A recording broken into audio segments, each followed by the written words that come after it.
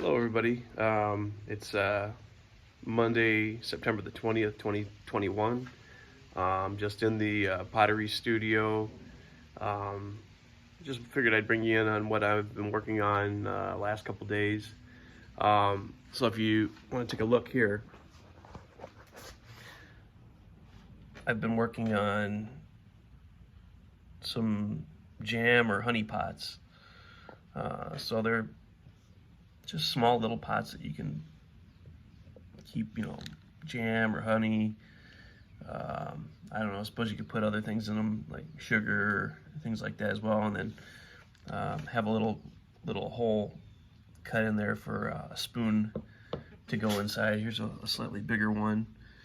Just been trying different things. They're actually sweet little pots. I mean, I really like the way they look. I wasn't too sure how well it was gonna come out when I was making them, but after making them and putting the lid on there and everything like that, I really like them. So I think I'm gonna make some more. I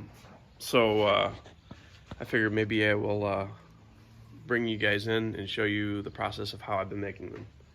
So let me get everything set up. Alrighty then. So I went ahead and made about 4 of those little lumps, about 7 ounces each. And then I also went ahead and made 4 lumps that are about 3.5 ounces each. We'll use those for the lids, as I'll show you. But anyway, let's go ahead and clean up our wheel and get going.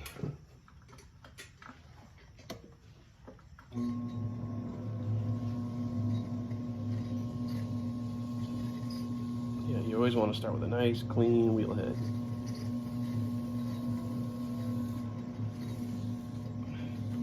I still haven't learned the art of not getting a lot of clay up my arm when I'm throwing. I tend to be a little sloppy, and then I end up getting it on, the side of my pant leg or along the rim here, and kind of gets a little out of control sometimes, but we do what we can. Alright, so you damp the wheel head, and then you also kind of you just want it tacky. You don't want it sopping wet. If you get it too wet, when you go to center your clay, it's going to start slipping around, and you'll never make a good adhesion to the wheel head.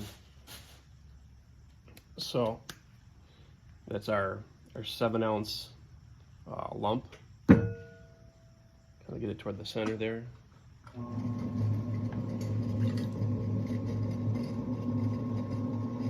So the first thing you want to do is just really get that lump adhered to the wheel itself. So I kind of press down in the middle, but I also use my pinky and really try to get a good adherence to the wheel. Again, if you don't do that, when you go to cone up or when you start to go to apply any kind of pressure, it's just going to start sliding around. One of the things that, so you want a lot of water, at least for me anyway. I want my hands very, very slippery when it comes to this centering up. Once things are pretty well centered, you don't have to usually exert so much force on the clay, but to get it centered in the beginning, you do end up putting a fair amount of pressure on the clay itself, and so it is good to have it nice and slick. Otherwise, it's going to want to grip your hand and rip it off the wheel as well. So cone it up a little bit, and then centering it back down. I am finding it a little bit of a challenge. I'm used to now throwing with bowls and tankards and things that require, closer to around a pound of clay. So this having just a little ball of clay that you're trying to work with, it is proving to be a little bit more difficult, but not too bad. So I got a nice centered little ball of clay here. So I'm going to go ahead and start breaking in.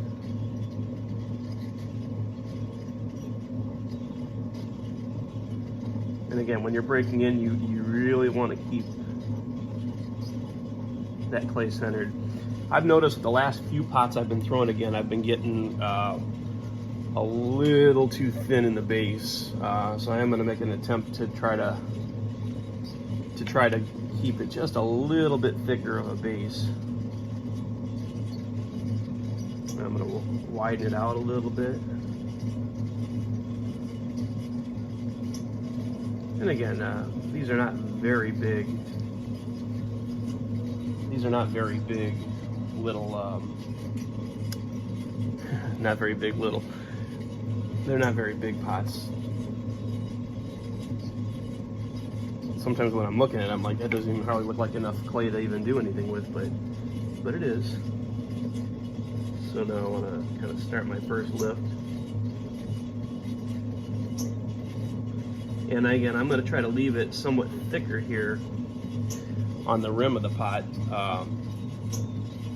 because again, that's what I need to cut my gallery for my lid out of. So you want a fair amount of thickness in the rim.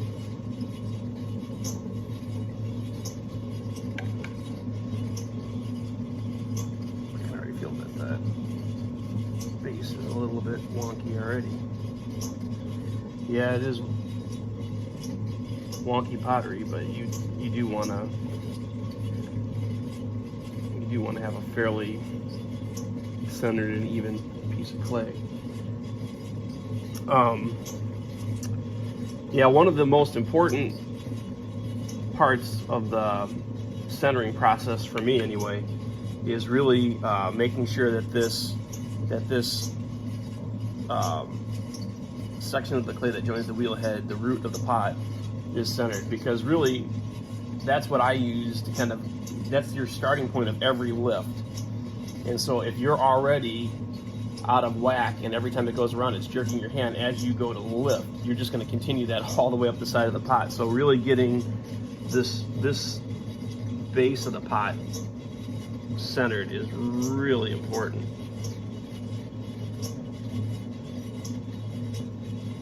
Lift it up a little bit.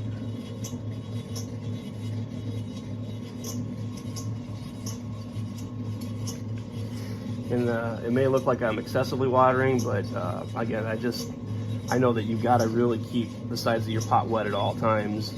If you don't, your fingers are going to catch when you try to lift, and you're going to damage your pot.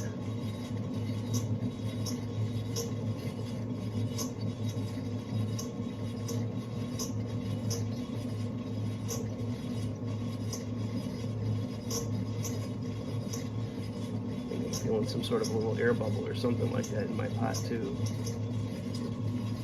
Let's see if I can find it.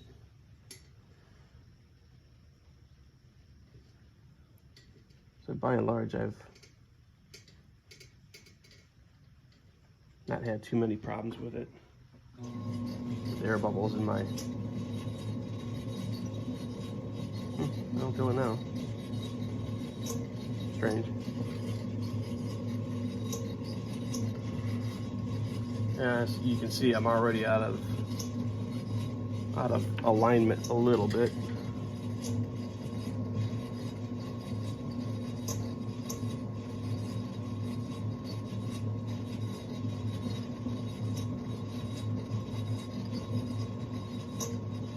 So the nice thing about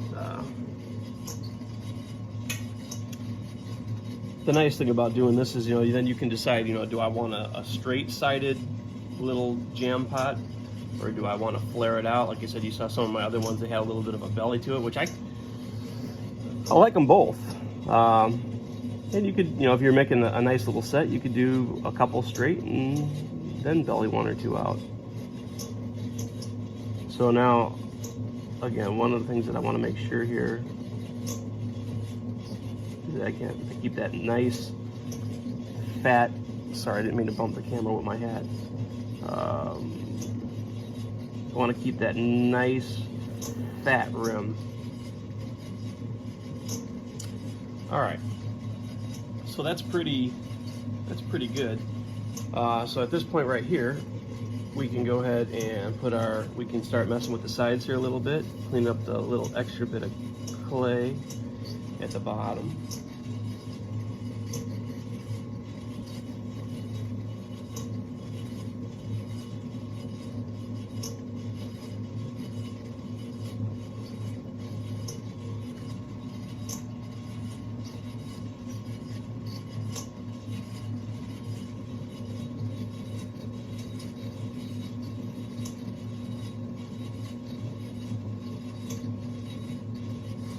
And again, it's always important to put that little bevel in the bottom.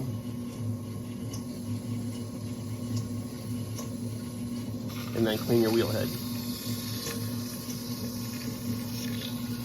Get all that slip off the wheel head. So that's looking nice. Okay, at this point right here, what we want to do then is we want to cut that gallery in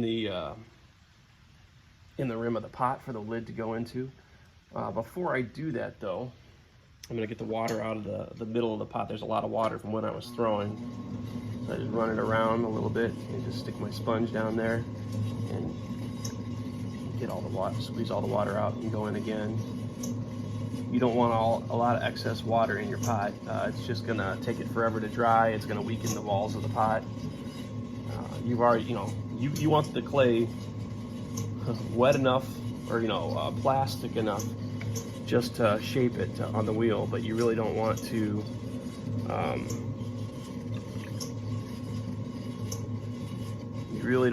add any water beyond that. It's just going to make your pot weak. It's going to take forever to dry out, so it's going to make it more difficult to move it.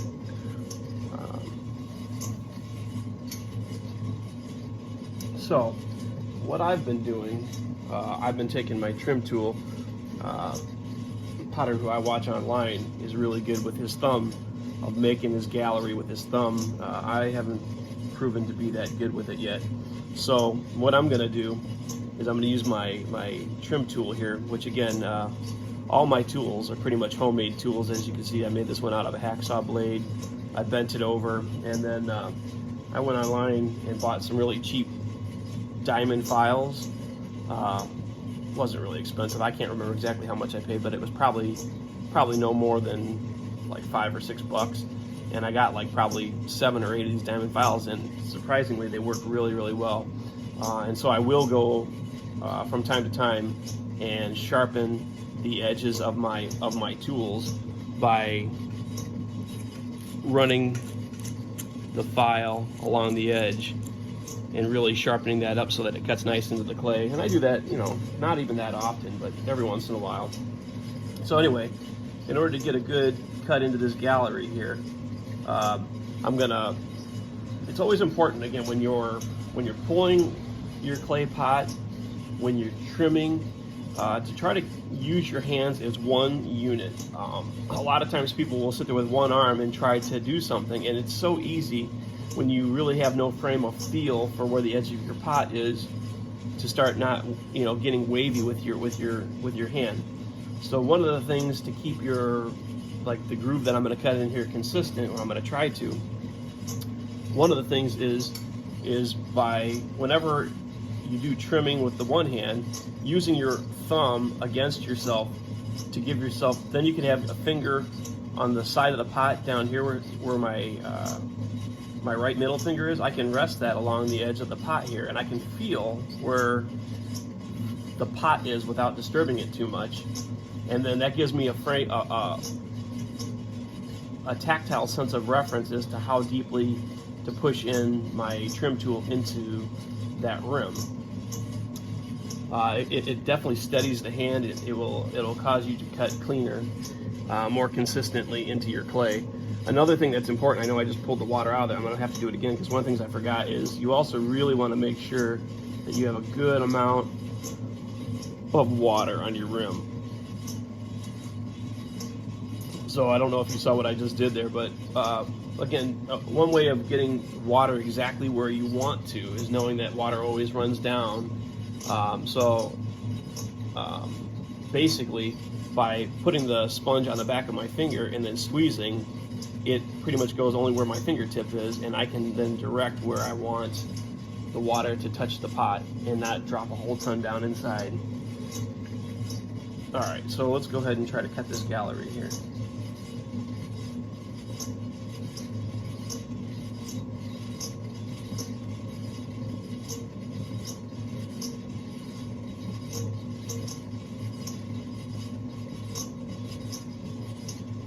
That's pretty much it.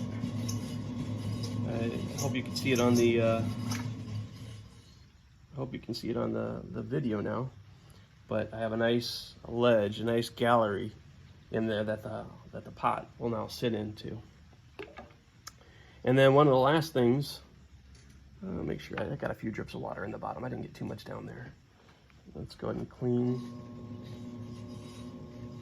the water out of the bottom of the pot. Let's make sure again that I have a good bevel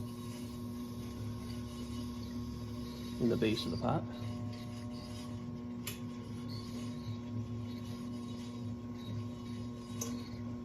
I know on video it looks a lot like, well, you're going over the same spots over and over again and this and that, but honestly, as you know, as you're making stuff, you see stuff, you know, that the camera maybe doesn't pick up, but I'm seeing things that you know, have to be addressed.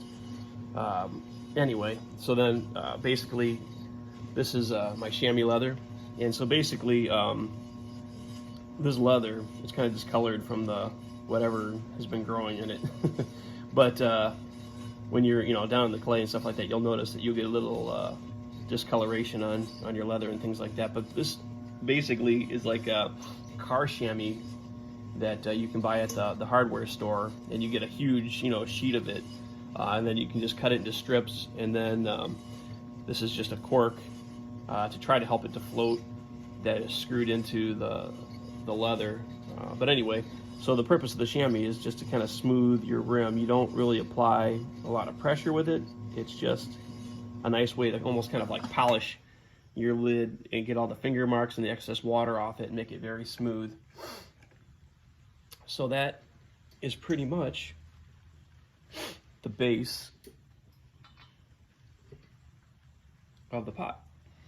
And so then I'm going to go ahead and cut it off the wheel.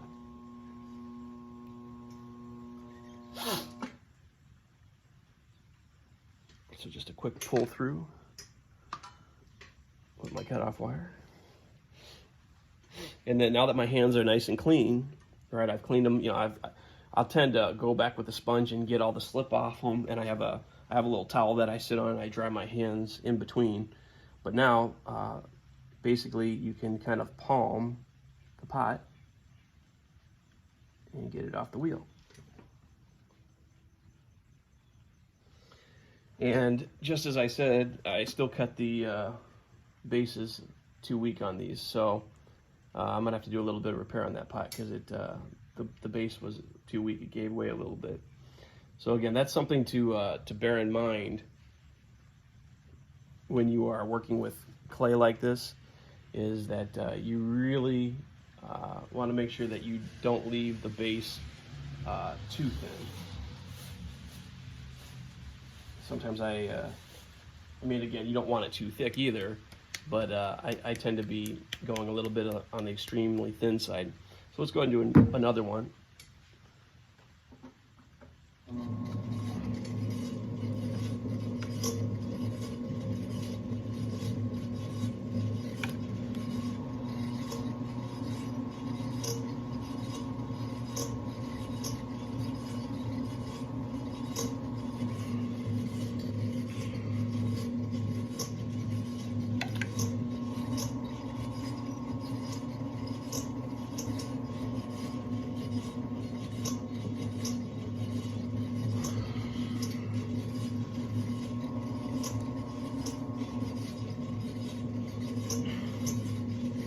Again, the purpose of coning up your clay is it's sort of like almost like wedging it on your bat or on your wheelhead. It helps to make all the clay uniform, consistency, and it also kind of already lets the clay know that this is kind of the direction you're going to be forcing it in. It kind of starts to get it ready for you to work it. So that's it. You got it pretty much centered. Go ahead and start coning it, opening up.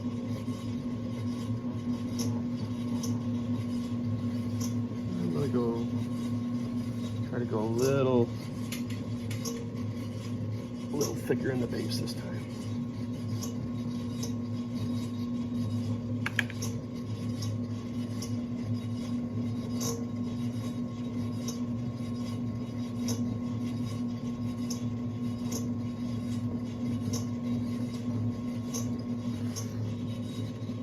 So as I'm opening out, I'm running my finger down to the bottom, and then as I'm pulling out, I'm being very, very conscious that as I'm dragging, I'm not pushing in deeper and I'm not coming up. I'm trying to keep my hands together and make a straight drag across the clay so that the base hopefully will be pretty much the same thickness all the way through.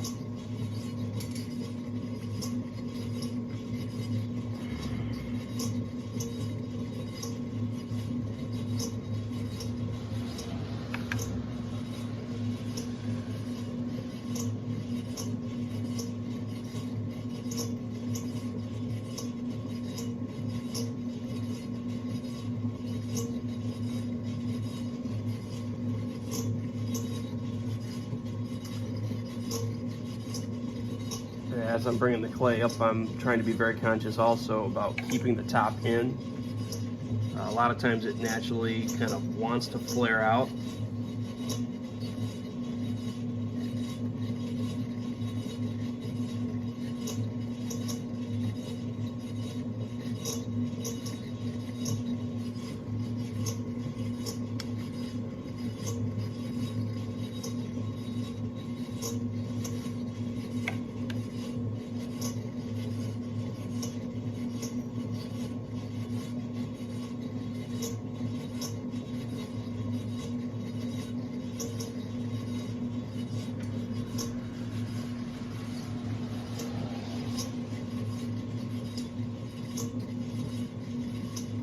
Feel pretty good on that one. It feels like the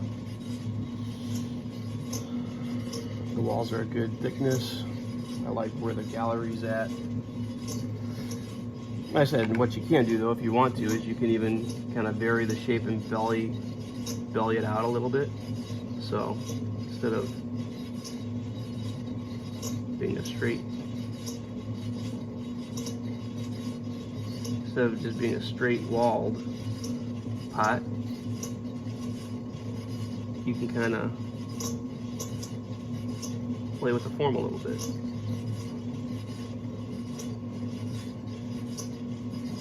And I actually, I wasn't exactly sure how I felt about it at first, but I actually have to say I kind of like that little dumpy, bellied out form. I said I like them both. So then go ahead and clean up a little bit the excess at the base here.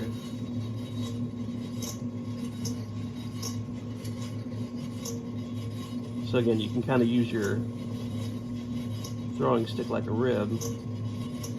And again, what you're trying to do is just get all the slip off the side like that.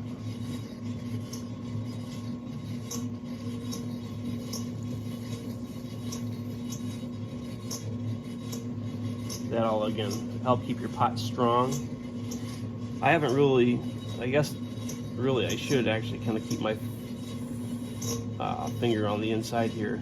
That will also help kind of compress the wall, which should make it stronger as well. So again, I've got the walls cleaned up. Now I just want to go ahead and put the bevel in at the bottom again. Get all the slip off the wheel. And clean that up again a little bit.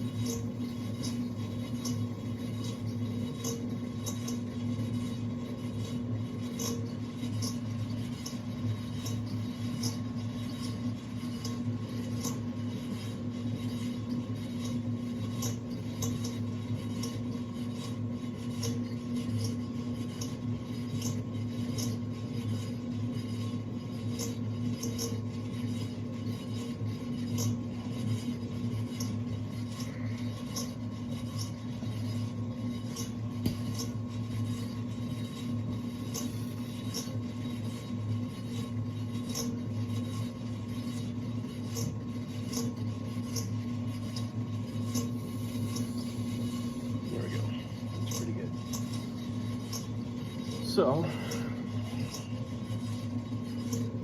now that that's done, we'll go ahead and cut our gallery. Again, wetting the rim of the pot slightly.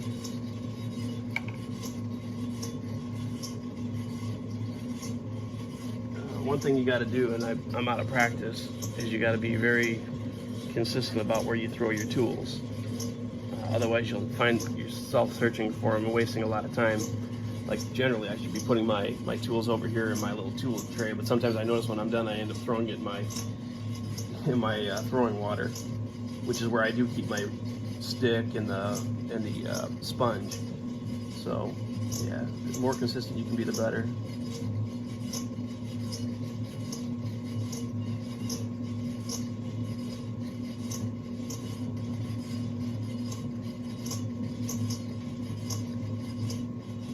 And there we go. The gallery's cut.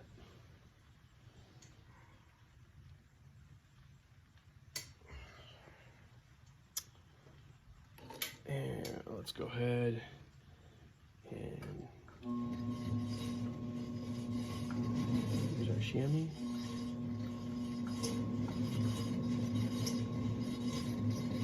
Polish our edge a little bit. And get our water out of the center of the pot.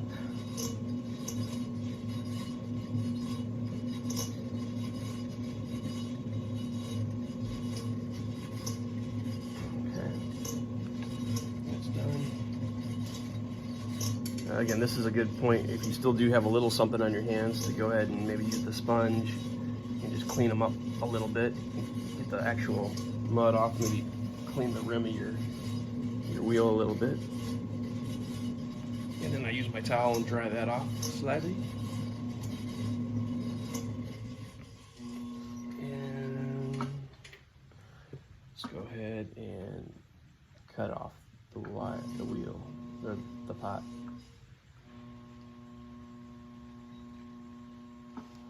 You want a very slight turn. This is a twisted cutoff wire, which I probably need to redo it because some of the twists have started to come out of it. But basically, the twists actually help cut it off in a little more irregularity underneath, which helps to create that air gap that helps you lift it off the wheel. And again, you use your thumbs and press it firmly against the wheel as you drag towards yourself. Otherwise, the wire can tend to come up off the wheel and actually cut through the bottom of your pot. And then we lift her off. And that was still pretty thin.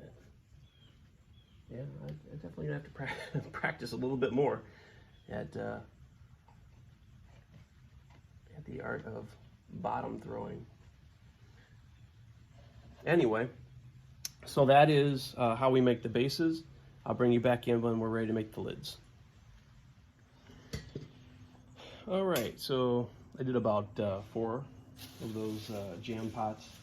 The one thing that I really haven't done too much with is that, and it probably does slow me. It obviously is going to slow me down as far as production goes. But I'm not really a production potter. I'm a hobby potter, so I'm not that worried about my speed necessarily, just as long as it looks good in the end.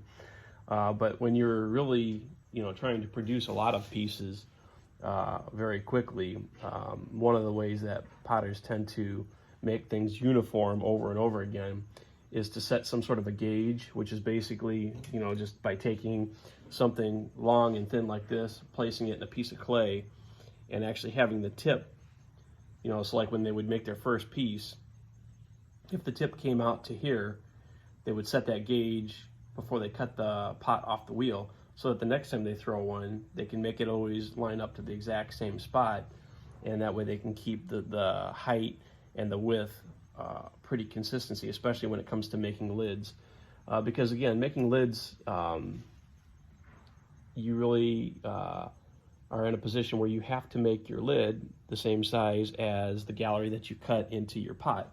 So another thing that potters will use, which I have a pair of, are these calipers. And basically by squeezing these or separating them, I can measure the distance of the inside of the gallery with that. And so what that allows me to do is now when I'm ready to throw my lid, I will use this on the wheel to measure the width of the lid that I make. And so I should be able to get it fairly close to the size of the gallery. But in using a gauge, the nice thing about that is, for the most part, all of your pot openings are going to be the same, so you can then just repeat, repeat, repeat. Whereas with me, I threw 4 different pots. They all have slightly different widths in the gallery, so for each one I will have to measure with these calipers before I make the lid. But this is the measurement that I got off my first pot, and this is what I will use for making this first lid. Let me just double check again. Sorry, I know it's off camera. Yeah, that's pretty good. So you just set that aside until you're ready for it. And then now here I have my 3 or 3.5 ounces of clay. So this is definitely where it gets a little fun, because again, if centering 7 ounces of clay is kind of small, centering 3 ounces of clay is really small. So again, same thing though, is that you really want to have your hands wet when you start this. Yeah, it's almost hard to get your hand small enough to make that center, but it works out all right.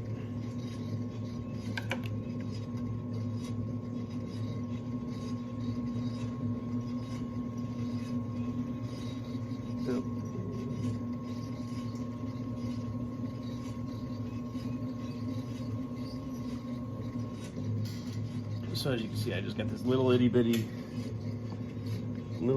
lump there now, and I'm gonna do this a couple of times. I don't really worry about when I'm doing these lids, coning it up. It's such a small piece.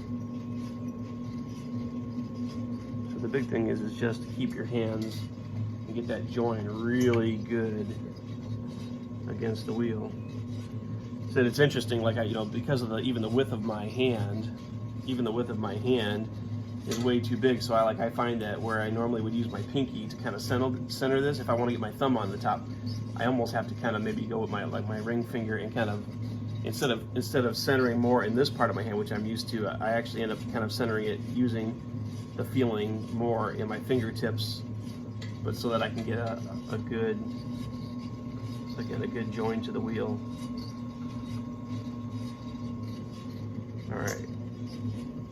It's always important when you're centering, at least I find, so that your arms aren't moving around, because the clay is going to want to move you around if your arms aren't supported.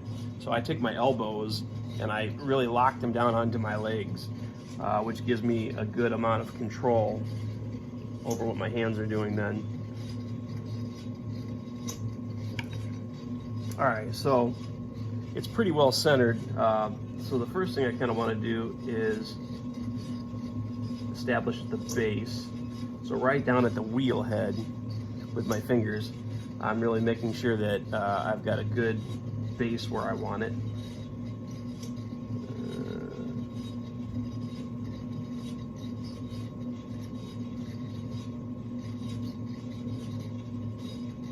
Okay. So this is kind of fun. I actually like doing this. Again, I want to make sure I got plenty of water because I don't want it dragging. I don't want my fingers dragging on it. So you make this kind of a little bit of a slightly mushroom shape. I said the base against the wheel is kind of pressed and it kind of flares out. And then to actually make the actual handle, you just start to press down in the center here.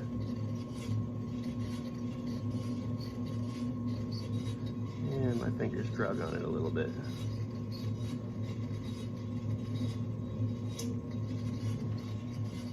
And so as you can see, I'm maybe get my hands a little too dry there. And we'll see if we can kind of straighten this out a little bit and recenter it.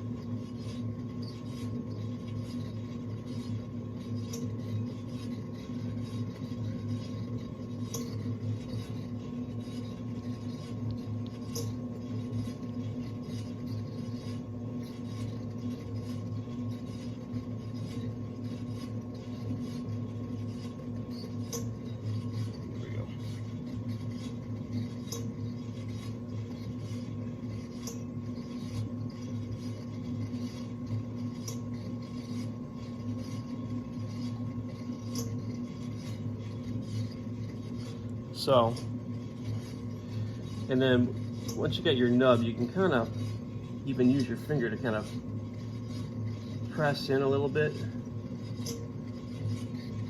kind of give you a little bit of to give you a little thinner place so that your fingers can kind of reach in and grab the nub easily.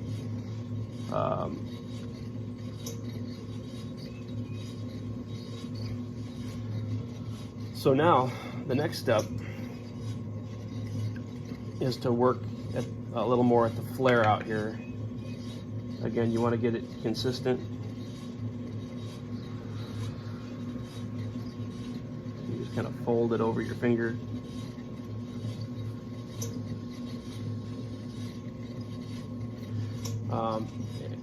So at this point too, we can kind of stop for a second, grab the calipers, see where we're at, and actually, honestly, I can tell right now I'm actually already at the size that that I want it, which is awesome. So I'm going to smooth it out a little bit.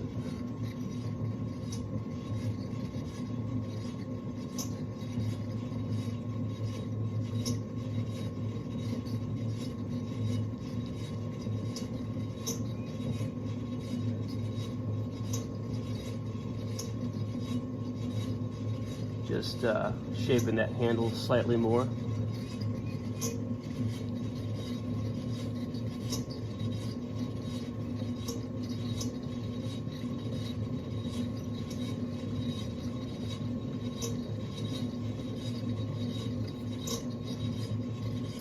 Okay, so I'm pretty happy with the shape of it. Let me just measure it one more time. Make sure that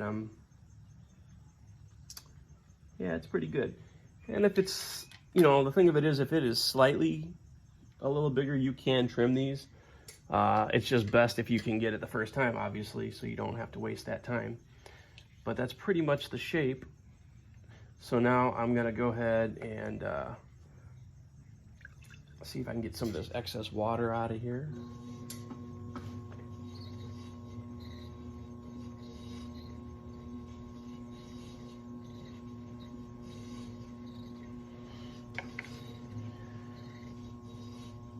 I'm gonna kind of grab my chamois here and just kind of,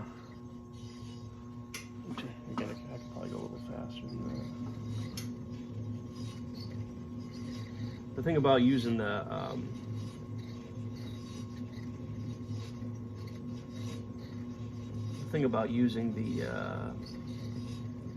sponge is kind of a negative thing, is that it tends to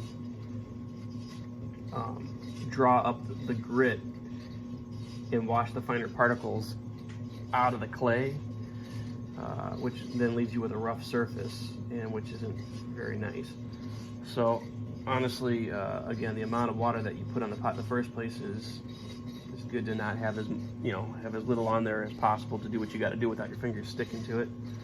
But I'm just going to use my chamois a couple of times here to kind of smooth this. The chamois seems to kind of bring the finer particles up without wiping them away, which is kind of nice. Just a couple more.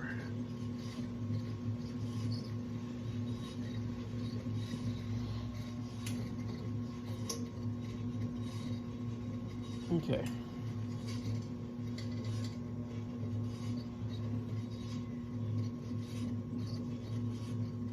It's pretty good. So now I've got a pretty nice join underneath there to the wheel. Now you really don't want to have a ton of excess clay hanging down. I mean, a little bit's fine. But so basically at this point, what you want to do then is you want to cut this off the wheel. But instead of going all the way down to the wheel head and cutting it off, being that I have quite a bit of thickness of clay there, I'm going to kind of judge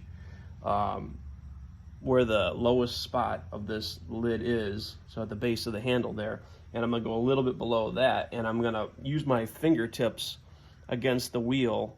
So, you know, you could either have it right up against the wheel, or you could let it ride up your fingers a little bit, and then you can actually cut off a little bit higher, which again is what we're going to do now.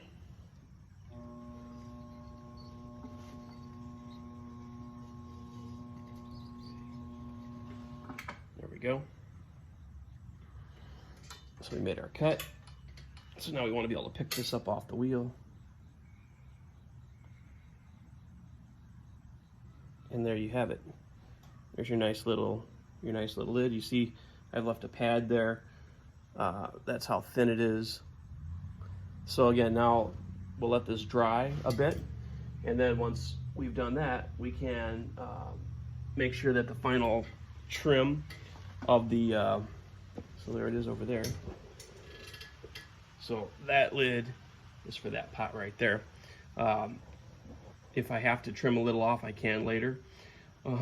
It's a good idea to try to throw your pot lid and your pot body from the same batch of clay and at the same time. And the reason why is because then they will have roughly the same amount of water content, and they're going to roughly shrink the same amount as they dry. Whereas if you were to have a dry lid, take a measurement, throw a pot, your pot lid is going to shrink and be way too small for your pot. So you kind of want them to be at similar, you want to make them at, take your measurement and make it similarly at the similar amount of time. So there we go. I'm going to go ahead and carry on making, some more lids for the rest of these. And I'll bring you back in when it comes time to cut out the notch for the spoon. Actually, on second thought here, I think I'm going to go ahead and try making one more lid for you here from this angle. You saw a nice kind of down from the top angle, but possibly it might help again to see it made from this angle too. We'll see how it goes. So honestly, I think I'm just going to go ahead and try to add this clay on top of that pad without cutting it off, because I've already got a really good join to the wheel there. So might as well go ahead and try it, see how it goes.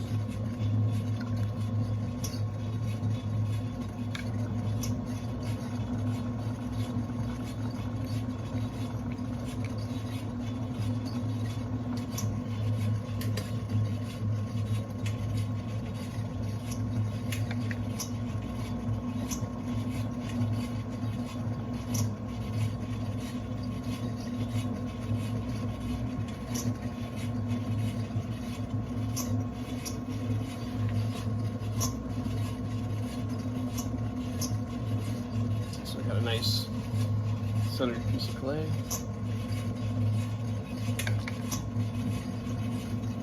Again, we want to bring that base on the wheel head in, because we don't need it to be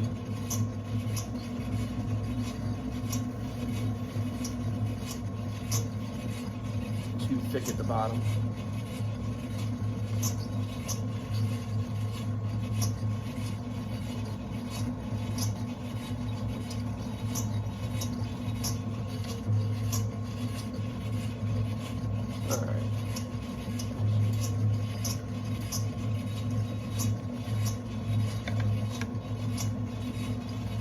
Even try throwing this, what they call throwing it off the hump a little bit.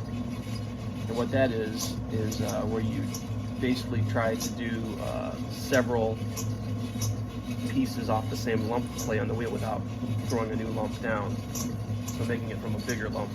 So actually, since I'm going to try that, let's go ahead and try coning this up a little bit to make sure that we get a good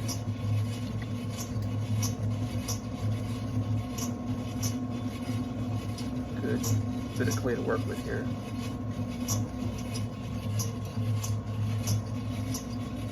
So in throwing it off the hump, what I'm going to do is I'm actually going to throw the lid from this section of clay here, and then hopefully be able to throw a second one from the bottom. And again, production potters will do this again because it speeds things up, and it allows them to make multiple pieces without throwing another piece down and recentering it, because you've already got your clay completely centered right now. So in order to do that, the first thing you need to do is basically imagine that this is where my level of my wheel head is, and I'm going to start thinning in the clay just like I would have done against the wheelhead, making that little bit of a mushroom.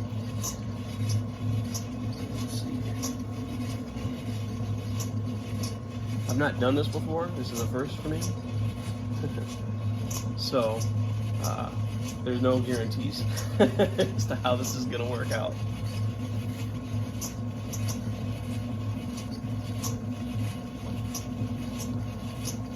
Oh, and before I do all this too, it's probably a good idea that I go ahead and take a measurement from my next pot here with my calipers. Okay, so this lid shall be slightly smaller than the last one. And then looking here, okay, yeah, still got a ways to go, obviously.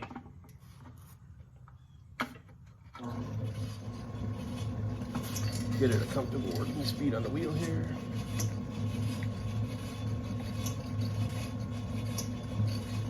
Again, people tend to more or less underwater their pots than to overwater them.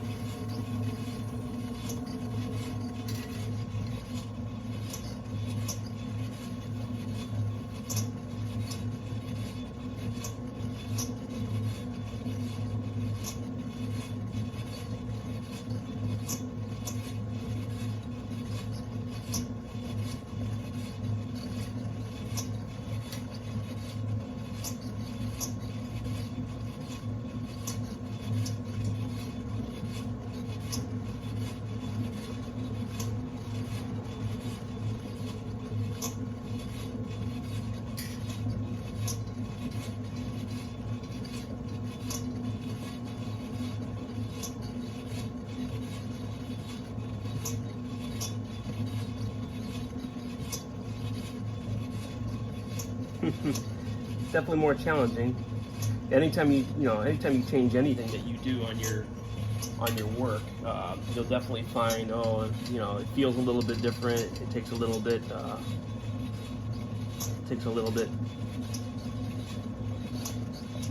more practice, which is good though. You learn a skill,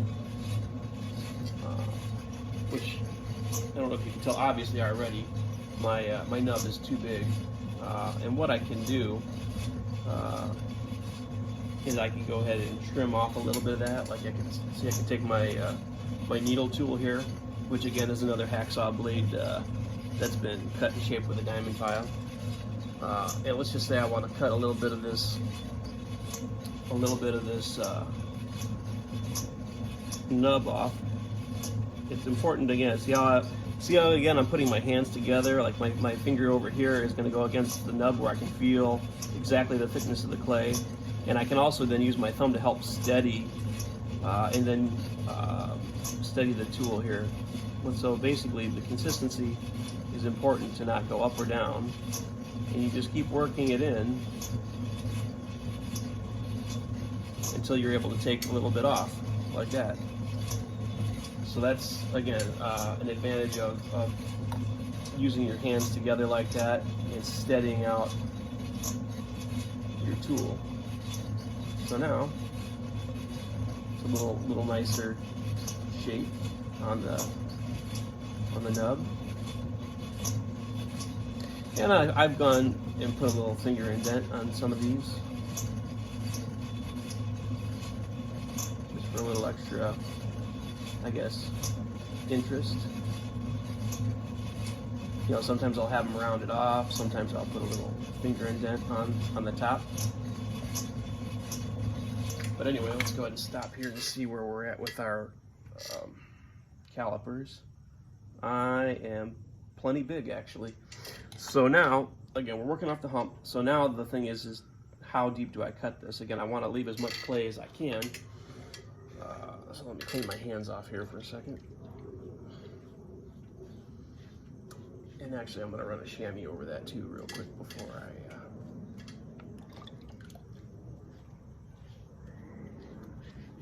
stop. So again, I got the chamois here, the chamois leather.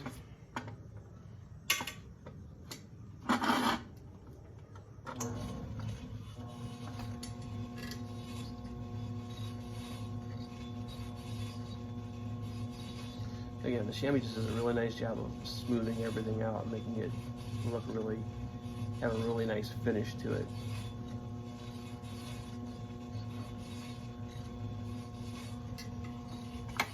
Okay. Alrighty, let's go ahead and grab the cutoff wire here. Hopefully the funny thing is, when you're not used to doing stuff, it's like there's a lot of there's a lot of opportunity to mess this up. I think I can kind of gauge again how deep to cut this. You do want some rotation in your wheel, but not too much. Okay. It wasn't probably a perfect cut, but I think it was pretty good. And again, nice. Get your fingers under there for a nice lifting point, and there you go. There's your next lid. And now you still have some clay here, and I could try to throw another lid off that. I don't know if I have enough. But again, the whole thought again behind having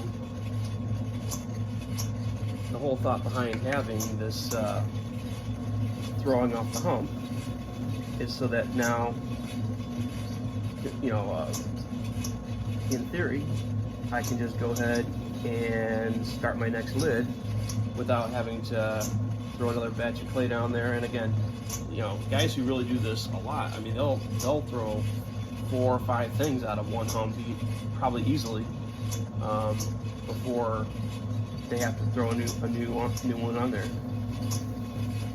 So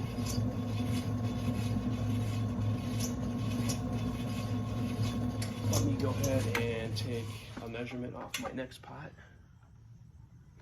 This may not be enough clay. I mean, again, I was just experimenting here. This may not be enough clay for me to throw.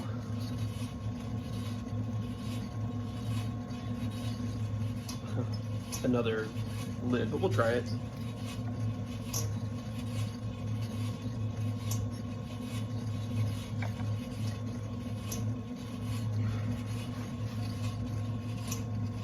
I'm trying to learn this positioning of my hands myself here.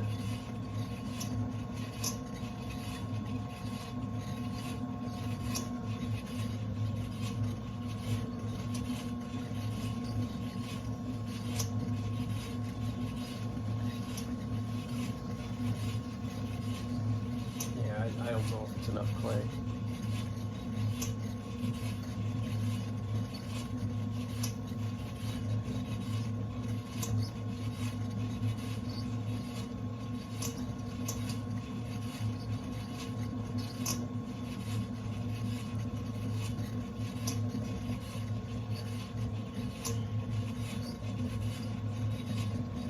But we'll try. More than anything, it's I don't know that I can get my finger in here well enough.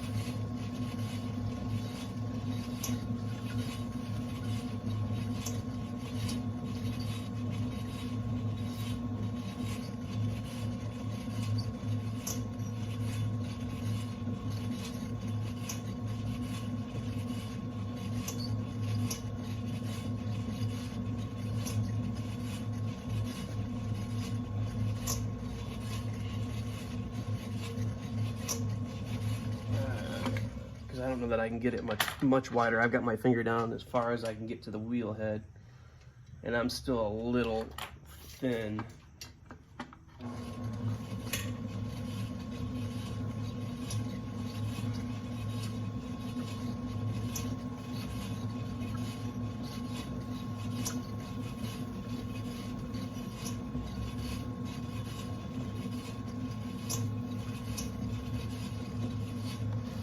But we'll try.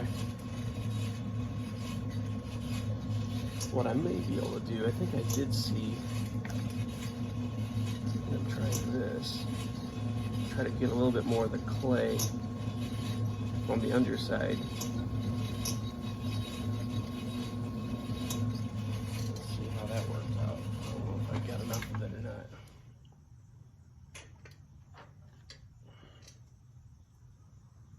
And honestly, that's actually, apparently, it seems to be wide enough.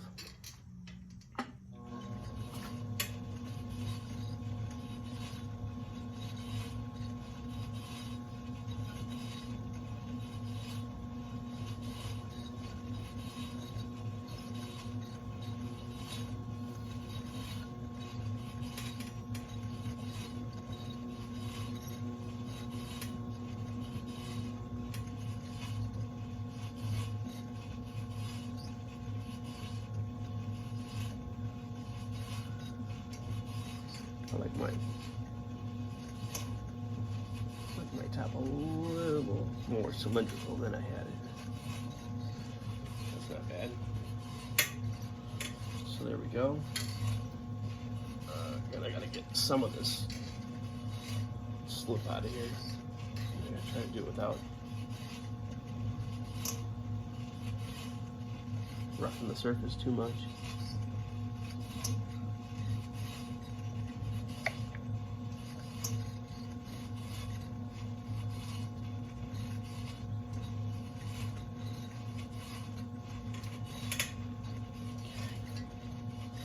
Chamois it off.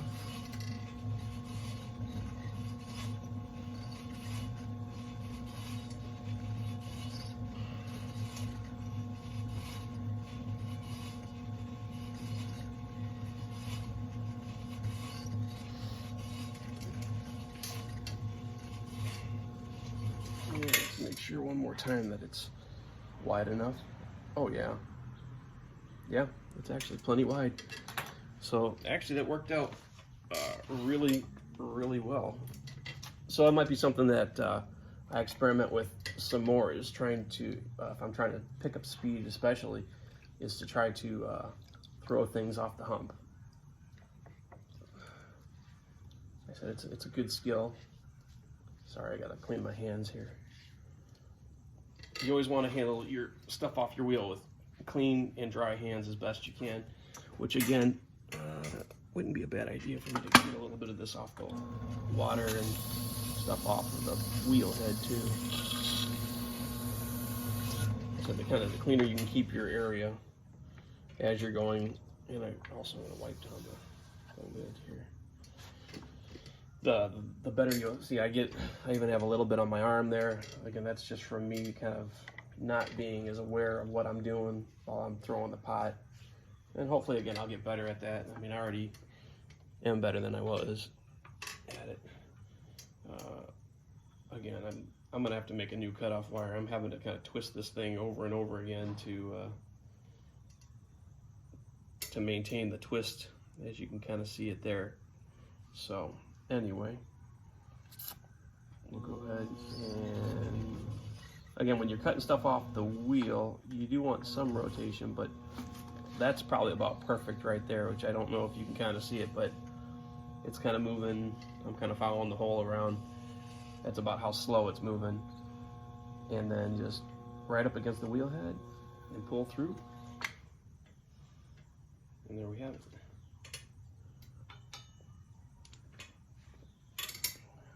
And then basically get your fingers underneath it. And you know, you can kind of play with the edge a little bit here to smooth it out as you need to. That's it. That's your lid for your next one.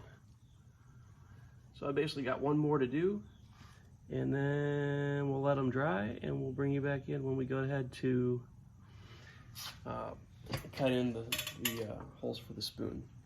But there you go. Okay, so we're just about to start being ready to finish up some of the lids for the pots. The other ones are still a little too wet, but I will go ahead and show you this one. So this is the one that we threw earlier today. So it's a nice little jam pot. As you can see, the base still needs some cleaning off. So again, a wet finger and just really lightly around the edge kind of smooths over any kind of harshness from the throwing stick.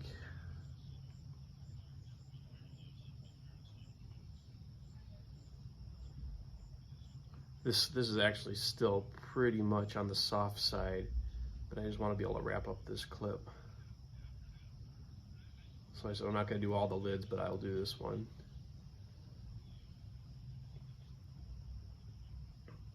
So there we go. Just ran the finger around real quick. Nicely smooths off the edges. So then the final, well, I guess we could go ahead and put a seal on here since we got it up already, although again, I gotta be real careful. As this clay is very soft, it really is maybe a little too soft to do this, but we'll try to be careful. Yeah, I mean, I can definitely feel the softness that the clay still has. I'll try one more time. If may have to wait on this a little bit. Came out okay. So there's the seal. And let's go ahead and do a year.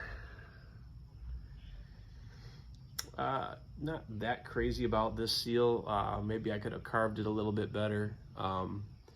Seems like sometimes the clay doesn't go into it that easily. And honestly, I thought, oh, this would be kind of cool to make it oblong. Being oblong like that just has kind of meant that it's harder to get a good impression. If I was to make it over again, I would probably just go ahead and keep it round.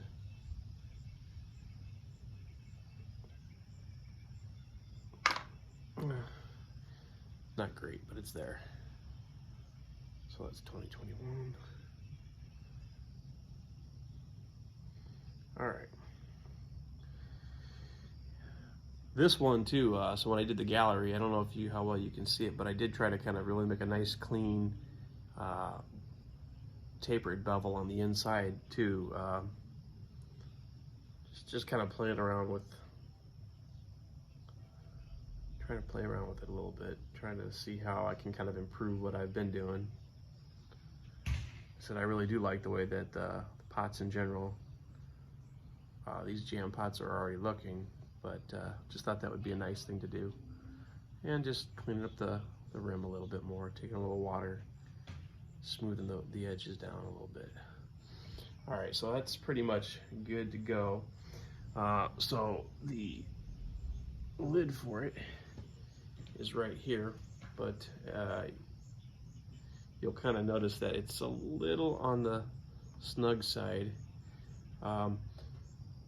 It is good that once you do get it cut to, you know, when it does fit in there very well, to go ahead and actually put the pot and the lid together and let them kind of dry together. That will kind of help them to form to each other.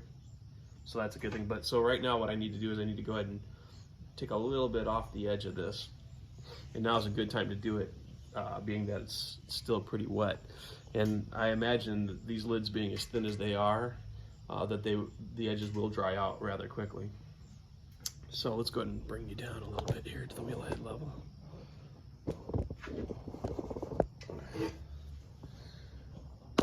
Please be patient with me. I'm kind of learning what works and what doesn't work. Let's go with that. It seems, hopefully I won't be in your way too much.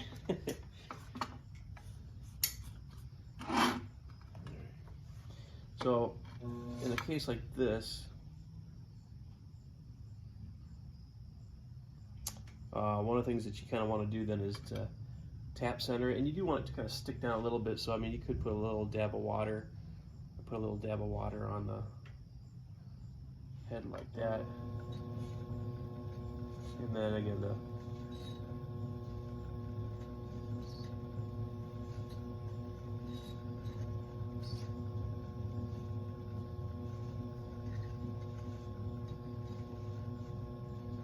I'm still kind of trying to figure out tap centering a little bit. That's pretty good right there. And again, these are not perfectly symmetrical pots or perfectly symmetrical lids. So what you do is you kind of hold down a little bit with your finger just to give it a little bit of pressure. And I'm just barely letting the edge of the pot lid scrape against the tool.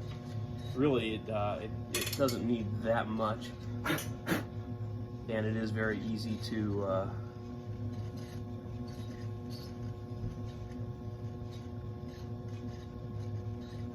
kind of out of center again.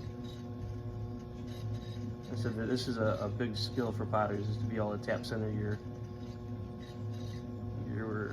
clay on the wheel head. It's all about hitting it at the right time.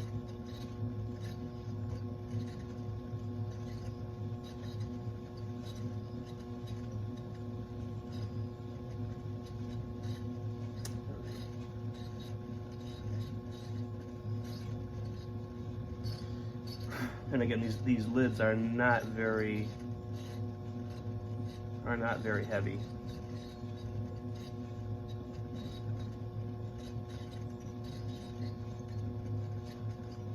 But again, if you can put a little bit of pressure, on the handle like that, then on the top, you can kind of force it to the wheel a little bit. So again, let's go ahead and check out our fit. Oh yeah. And again, sometimes you'll notice that your lid isn't, or your pot isn't quite round, and so then you can go ahead and once you get it in there, you can kind of squeeze the rim a little bit to try to get it round. So that's pretty good. I may do just a little bit more. Not that I want it ultra loose, but I don't want it really snug or catching in places either. So let's go ahead and do just a little bit more.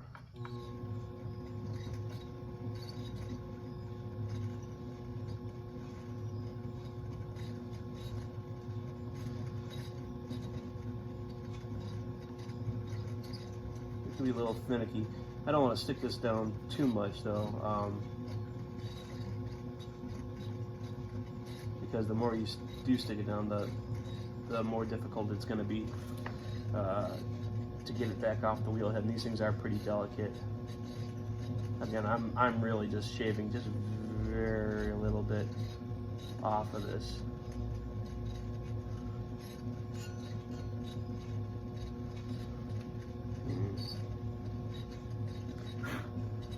Let's try that. Just taking the tiniest little bit off. Yeah, that seems to fit real nice. Very nice now. So it fits in the gallery very nicely. So the final step then is to go ahead and cut a little bit out for the spoon rest. Oh, I'm going to go ahead and just tidy some of the little marks from my fingers when I took this off the wheel head.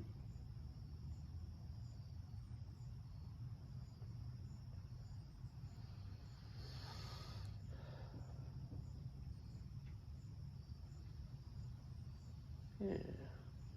Just kind of dresses it up a little bit, not to have all those sticky finger marks all over it. It looks nice.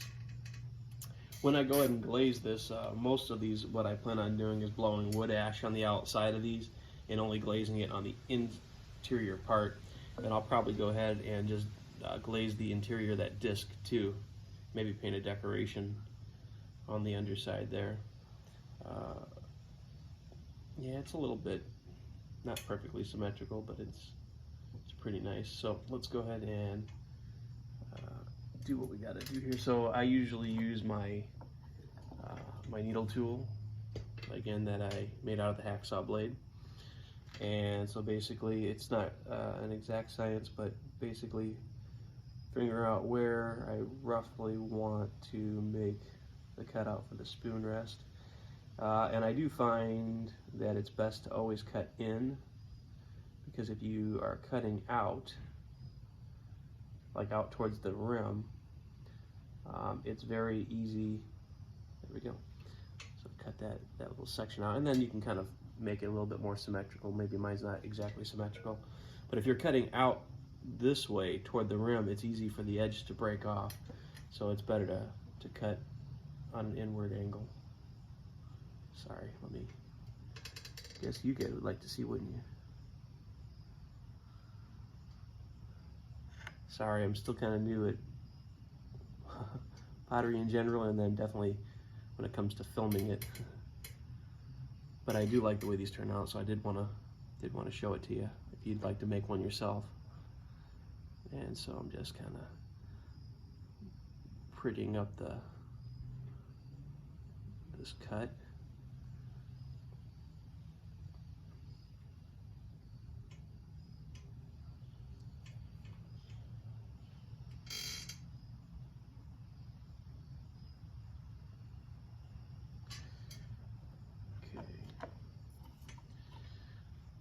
And then just, again, kind of cleaning up.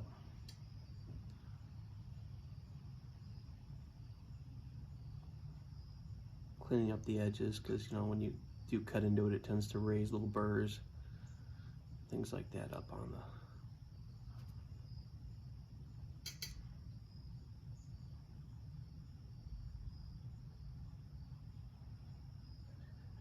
So, there we have it. I think that's pretty good. It's probably a good idea to actually check this in the, check this on the pot itself. I wanted to see how it looks, and to see, mainly since it is a spot for the spoon, is there enough of a gap that a spoon would fit in there well. And maybe a little bit more. Maybe cut into it just a slight bit more, slightly deeper. We'll go just slightly deeper.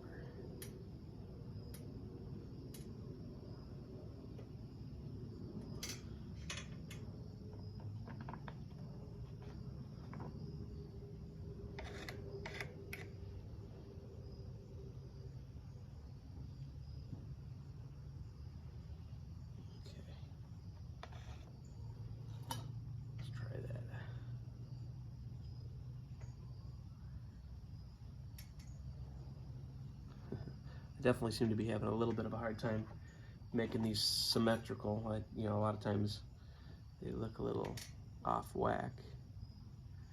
It might even have been like a good idea to try a hole cutter, and then to try to make my notch from the edges of the hole outward, but this isn't too bad.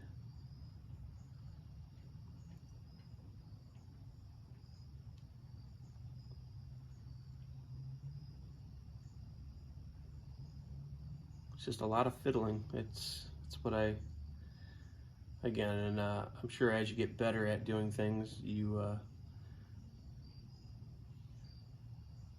can tend to get faster at it, and with less wasted.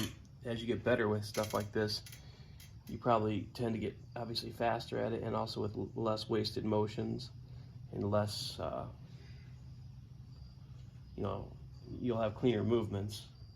All right, so that's pretty much gonna be just about the final result of that. You can always clean it up a little bit later. Yeah, it's definitely nicer. And I'll show you the final pot. There's the final pot. You can see the nice little spoon rest in there, and that's it. So I'm going to go ahead and finish up the rest of these pots while I still, you know, while they're still pliable enough. But thank you for joining me, and until I see you next time, don't be afraid to get your hands dirty. I'll talk to you later.